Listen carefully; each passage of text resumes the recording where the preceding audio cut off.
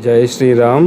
ఉత్తరకాశీ అండి. ఉత్తరకాశీ మణికర్ణికా ఘాట్ అండి. మణికర్ణికా ఘాట్లో ఉదయం స్నానానికి వచ్చేసామండి. స్నానానికి వస్తే ఆ నీళ్లు చూస్తే మరి చల్లగా గడ్డ కట్టేసి తట్టు దారుణంగా ఉందండి. వాళ్ళు ఇచ్చిన ఫ్లోటింగ్ ఓన్లీ మోకాళ్ళ దాకే ఉందండి. కిందంతా ఇసుక గులకరాళ్ళు తగులుతున్నాయండి. ఆ కొద్దిపాటి చలికి మేము తట్టుకోలేక చాలా బాధపడుతున్నామండి. జస్ట్ 3 మునకలు వేసుకొని బయటకు వచ్చేద్దాం అనుకున్నాను. కానీ అటు పక్కన ఫారినర్స్ ఎంపో కమ్మెలకి గట్టిగా తుక్కొని చాలా సేపటి నుంచి ఉన్నారండి. వాళ్ళు దాన్ని ఎట్లా భరిస్తున్నారో అయితే మాకు అర్థం కావట్లేదు. కొంచెం ముందుకెళ్తే హస్సీ గంగా ప్లస్ గంగా నది రెండు కలిసి గంగా నదిగా ఏర్పడుతుంది.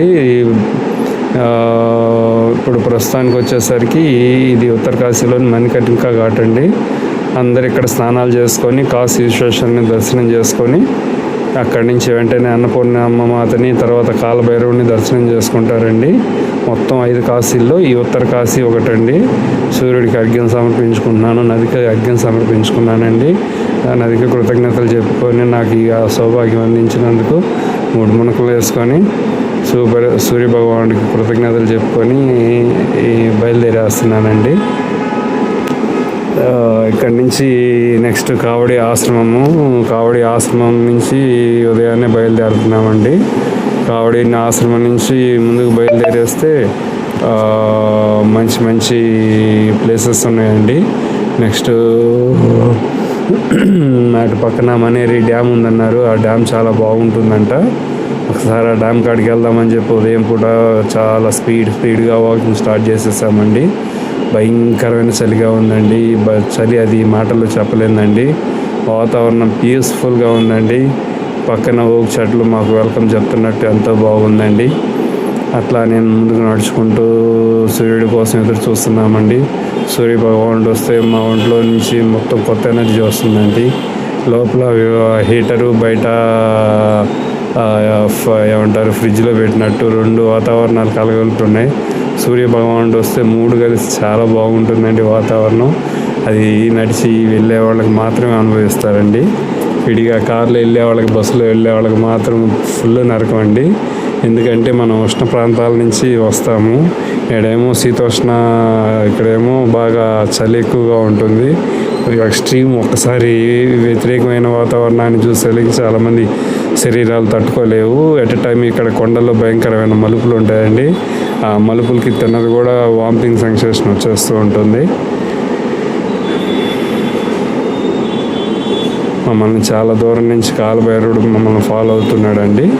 ఇదంతా షూటింగ్ స్పాట్స్ అండి. ఎక్కువ సినిమాలు తీస్తారు, సాంగ్స్ తీస్తారు. ఇవి జస్ట్ షాపులు ఓన్లీ రోడ్డుకి ఈ సైడ్ ఆ సైడే ఉంటాయండి. రోడ్డుకి రైట్ సైడ్లో వచ్చేసరికి ఫుల్ లోయ ఉంటుందండి. చాలా పెద్ద లోయ. కింద గంగా నది ప్రవహిస్తూ ఉంటుంది.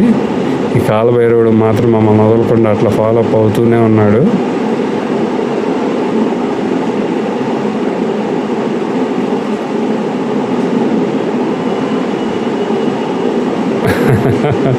బిస్కెట్లు వేసినా తింటలేదండి. బిస్కెట్లు వద్దంట. ఇక్కడ ఎక్కువ ఇట్లాంటి చూడండి, ఇట్లాంటి పవర్ ప్రాజెక్ట్స్ ఎక్కువ ఉంటాయండి. ఈ పవర్ ప్రాజెక్ట్స్ ద్వారా కరెంటు బాగా తయారు చేస్తారండి. ఇదంతా వచ్చేసరికి మనేరి ప్రాజెక్ట్ నుంచి వస్తున్న వాటర్ అండి. ఇదంతా ఇక్కడ ముందే చెక్ డ్యామ్ ఉందండి. ఈ డ్యామ్ని వాటర్ స్టోరేజ్ చేసేసి ఇటువైపు నుంచి ఓపెనింగ్ చేస్తారండి. థర్మల్ విద్యుత్ కేంద్రం ఇది. కనీసం చాలా ఏరియాలకి కరెంట్ అందిస్తుందండి ఈ ఏరియా. ఇక్కడ ఇంకా రోడ్డు వర్క్ పనులు, రోడ్డు ఆర్గనైజేషన్ బోర్డు ఇక్కడ రోడ్డు పనులు చేపట్టున్నారు. ఇదిగోండి, ఇదంతా పవర్ స్టేషన్స్ అండి. ఇదేనండి ప్రాజెక్టు, మనేరి ప్రాజెక్టు. వాతావరణం చాలా బాగుంటుందండి. ఇక్కడ ఎక్స్ట్రీమ్గా ఉంటుంది. ఇక్కడ మనం ఈ చుట్టుపక్కల ఏరియాలు మొత్తం ఒక ఎత్తు అయితే ఇక్కడ వాతావరణం ఒక ఎత్తు అండి. ఇక్కడ వాటర్ ప్రవహించడం వల్ల ఇక్కడ మనం మనుగడ సాగించడం కూడా చాలా కష్టంగానే ఉంటుందండి. ఇక్కడ ఉండే వాళ్ళకి స్పెషల్గా ఇక్కడ రూమ్స్ అరేంజ్ చేస్తారు. మిలిటరీ వాళ్ళ క్వార్టర్స్ చాలా పకడ్బందీగా ఉంటాయండి. ఇక్కడ మ్యాక్సిమం ఎవరిని ఉండనీయరండి. మనం నడుచుకుంటూ వెళ్ళిపోవాలి కానీ ఆగటానికి లేదండి. నది మాత్రం చాలా బాగుంటుందండి, మనేరి నది. మనకి ఇక్కడ భగీరథి నది ప్లస్ గంగా నది రెండు కలుస్తాయండి. అంటే భగీరథి నది అన్న గంగా అయినండి, బట్ ఇక్కడ ఏంటంటే పాయలుగా వస్తుంది కాబట్టి అట్లా పిలుస్తారు. ఇక్కడ వాతావరణం చూడండి, ఒక 2 రోజుల నుంచి అడవి తగలబడుతుందండి. మేము ఫోన్ ద్వారా కంప్లైంట్ ఇచ్చాము ఒక షాప్ అతనికి చెప్తే, ఒక షాప్ అతను మా మీద చాలా సీరియస్ అయ్యాడు. ఇక్కడ ఇట్లాంటి విషయాలన్నీ కామన్ అన్నారండి. మాకు రోడ్డు మధ్యలో వెళ్తుంటే ఒక మలుపు దగ్గర ఈ సుందరమైన దృశ్యం కనిపించిందండి. చాలా బాగుంది. మేము దిగి స్నానం చేద్దాం అనుకున్నాము, కానీ అక్కడ మిలిటరీ గార్డ్ అది చూసి వెళ్ళిపోండి, ఇక్కడ ఆగకూడదని చెప్పారు. అందుకని చెప్పి మేము ఆగకుండా బయలుదేరేసామండి. లేదంటే ఇక్కడ స్నానం చేసుకొని కానీ ఖచ్చితంగా బయలుదేరే వాళ్ళం కాదు. చాలా బాగుందండి మనేరి నది. ఎప్పుడైనా కానీ కొండలు ఉన్నప్పుడు కొండలకి లెఫ్ట్ సైడ్ కాకుండా రైట్ సైడ్ నడవండి. ఎందుకంటే ఏ టైంలో వచ్చి రాళ్ళు కింద పడతాయో నమ్మకం ఉండదండి. అందుకని మ్యాక్సిమం మేము రైట్ సైడ్లో నడవడానికి ప్రిఫర్ చేస్తామండి. నది ఒడ్డున ఆ యొక్క చల్లటి గాలిని ఆస్వాదించుకుంటూ ఆ నదిని చూసుకుంటూ వెళ్తుంటే ఆ థ్రిల్లే వేరండి.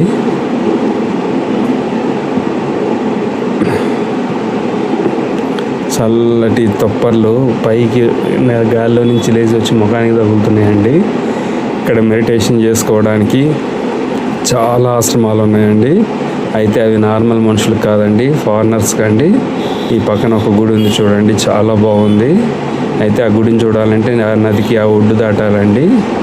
ఇక్కడ సాదాసీదా మనుషులు కుటియాల్లో మెడిటేషన్ చేసుకోవాలంటే కుదరదు. బాగా రోజుకు ఒక 5,000 ఒక 10,000 రూపాయల డబ్బులు ఇక్కడ చెల్లించగలిగే వాళ్ళు అయితేనే ఇక్కడ కుటియాల్లో చక్కగా మెడిటేషన్ చేసుకోవడానికి ఉంటుందండి. సూర్యుడు మా చుట్టూ దోబూచులాడుతున్నాడండి. చూడండి, ఈ సరౌండింగ్ ఏరియాస్ మొత్తం మీద ఈ మనేరి నది పరివాహక చుట్టుపక్కల ప్రాంతాల్లో ఆశ్రమాలు చాలా కాస్ట్లీ ఆశ్రమాలండి. అక్కడ ఆ ఆశ్రమ పీఠాధిపతులు గోముఖ నుంచి వాటర్ ట్యాంకర్ల ద్వారా తెప్పించుకొని మరి ఆ వాటర్ తాగుతారంట, కాస్ట్లీ వాటరు. ఇక్కడ సాదాసీదా మాలాగా పాదయాత్ర చేసే వాళ్ళకి ఆశ్రమం ఇవ్వరండి. మేము ఈరోజు రాత్రికి ఒక ఊరి బయట ఒక షాప్లో బయట వరండాలో అడిగి ఆశ్రమం తీసుకున్నామండి. అది దాటుకొని కొంచెం అంటే అది రాత్రిపూట అండి. మేము ఇంకా వెళ్ళే దారిలోనే ఉన్నాము. పైలట్ బాబా ఆశ్రమంకి దగ్గరకు వచ్చామండి. ఏదైనా గట్టి వరద వస్తే ఏ ఇల్లు మిగలదండి. మరి ఏ బేసేసి పునాదులు కట్టారు, మరి ఆ ఇంజనీర్స్ ఎట్లా ప్లాన్స్ ఇస్తున్నారో అయితే మాకైతే అర్థం కాలేదు. చూడండి ఒకసారి ఆ బిల్డింగ్ పరిస్థితి చూడండి, కింద పునాదుల సంగతి చూడండి ఒకసారి. రెడీగా ఉన్నాయి కూలిపోవడానికి. అక్కడ కూడా రూమ్కి 2,000-3,000 రూపాయలండి, ఏం తక్కువ కాదు. ఇక్కడ ఎన్ని షాప్స్ అండి. ఇదేనండి పైలట్ బాబా ఆశ్రమము.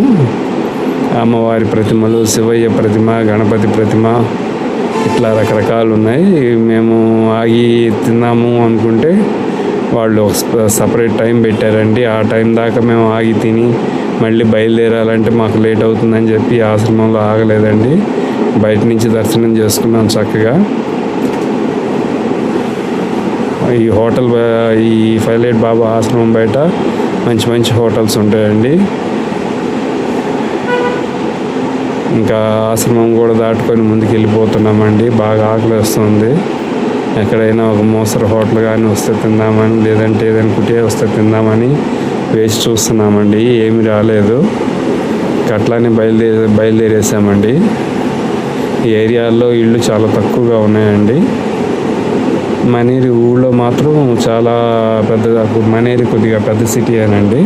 పెద్ద సిటీ అంటే ఒక 400-500 గడప ఉండొచ్చు. అది పెద్ద సిటీ లెక్క. ఇక్కడ మనేరి దాటుకుంటే అంతా ఇట్లా నిర్మానుష్యంగా ఉంటుందండి. ఎప్పుడు పొరపాటున ఎడం చేతి పక్క మాత్రం పోకూడదండి, రైట్ సైడ్లోనే ఉండాలి. ఎందుకంటే ఏ టైంలో రాళ్ళు జారి పడతాయి అనేది నమ్మకం ఉండదు ఈ ఏరియాలో.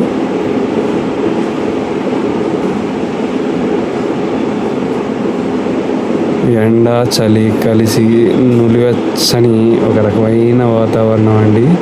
అది మాటల్లో చెప్పలేంది. కనిపించడానికి మా షాడో కనిపిస్తుంది, సూర్య భగవానుడు మా షాడో కనిపిస్తుంది, కానీ మాకు వేడైతే లేదండి. మా ఒంట్లో భయంకరమైన హీట్ జనరేట్ అవుతుంది, కానీ బయట వాతావరణానికి ఆ హీట్ బయటికి రావట్లేదు, అట్లానే ఉండిపోతుందండి. ఒక చుక్క చెమట రాలేదు, ఎంతసేపు నడిచినా అట్లా అని చెప్పి చలి పుట్టట్లేదు. ఒక రకమైన నులివెచ్చని వాతావరణం అండి అది.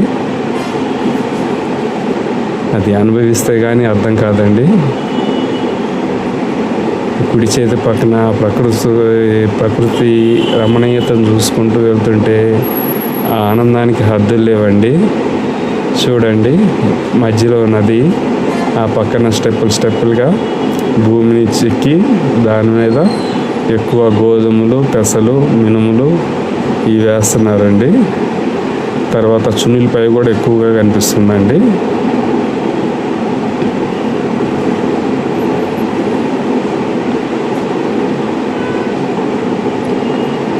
మేము ఈరోజు రాత్రికి వెళ్ళాల్సిన ప్రదేశం ఆ రెండు కొండల మధ్యలోనే ఉందండి. కింద చూడండి ఎట్లా ఉందో. ఇది ఒక చిన్న గ్రామం వచ్చిందండి. ఇక్కడ సమోసాలు చిక్కినాయి మాకు. 2 సమోసాలు తీసుకున్నాము. అంటే సమోసాల్లో ఇక్కడ వచ్చేసరికి మనలాగా ఉల్లిపాయ కలపరండి, బంగాళదుంప సమోసా చిక్కుతుంది ఇక్కడ. బంగాళదుంప ఎందుకంటే యాత్రలో ఉన్నప్పుడు చున్నులపాయ, వెల్లుల్లిపాయ, తర్వాత నాన్ వెజ్ తాలూకా ఐటమ్స్ ఏది ముట్టమండి. చాక్లెట్స్ కూడా ఏది పడితే అది కాకుండా ఓన్లీ షుగర్ చాక్లెట్స్ మాత్రం తీసుకుంటాం. అది కూడా ఎప్పుడన్నా కొద్దిగా కళ్ళు తిరిగినట్టు అనిపిస్తే ఒక చాక్లెట్ తీసుకుంటామండి. మిగతా అంతా గంగా నది మా కడుపుని ఉంటుందండి. మ్యాక్సిమం ఒక పూట భోజనమే చేస్తామండి. ఇదివరకు ఇక్కడ పెద్ద బ్రిడ్జి ఉందండి, దాని జ్ఞాపకాలు అట్లానే మిగిలిపోయినాయి. చూడండి, రైట్ సైడ్లో బ్రిడ్జ్, అది ఇటు నుంచి ఆ పక్క కనెక్షన్ ఉంది. వరదలకు కొట్టుకుపోయినట్టు ఉందండి. ఇక్కడ ఫ్లడ్డింగ్స్ వస్తే భయంకరంగా ఉంటుందండి. ట్రాన్స్పోర్ట్ అంతా నిలిచిపోతుంది. ప్రస్తుతానికి 5 అడుగులు 4 అడుగులు మాత్రమే మీకు నీరు ప్రవహిస్తుంది. ఆ టైంలో మాత్రం మాకు ఆ కాలువల్లో మాకు చాలా జేసీబీలు, కార్లు, వాటి అవశేషాలు కనిపించినాయండి. వర్షం పడుతుందండి, వర్షం స్టార్ట్ అయిపోయింది. ఈ వర్షంలో అయితే ఇంకా బాగుంటుందండి. ఇప్పుడు చలి ఆగిపోతుందండి, చలి మొదలవుతుంది. ఇక్కడ ఎక్కువ మంచు వర్షాలు కురుస్తాయండి. తెల్లటి మబ్బు పట్టిన వర్షాలు కురుస్తాయి.